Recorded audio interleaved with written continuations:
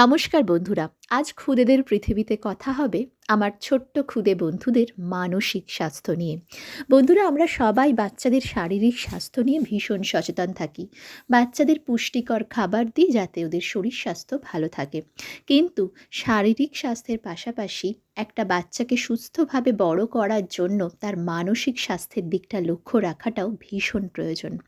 আমি পরবর্তী যে ভিডিওটা আনতে চলেছি সেখানে আমি বাচ্চাদের মানসিক স্বাস্থ্য ভালো রাখার জন্য কিছু উপায় তোমাদের বলবো।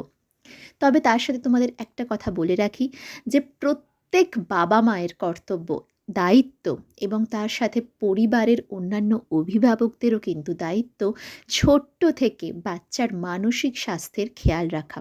এটা কিন্তু বাচ্চাকে সুস্থভাবে বেড়ে উঠতে, বড় করতে খুব দরকার। সমস্যাটা কোথায় হয় বলো তো বন্ধুরা? আমরা বাচ্চাদের শারীরিক স্বাস্থ্যের ওপর নজর দিই, তাদের পড়াশোনা, তাদের অন্যান্য অ্যাক্টিভিটির ওপর নজর দিই। ভীষণ সচেতন থাকি। কিন্তু বাচ্চাদের মানসিক স্বাস্থ্যের ওপর নজর দেওয়াটাও যে অত্যন্ত দরকারি, অত্যন্ত প্রয়োজনীয় সেটা কিন্তু ভুলে যাই।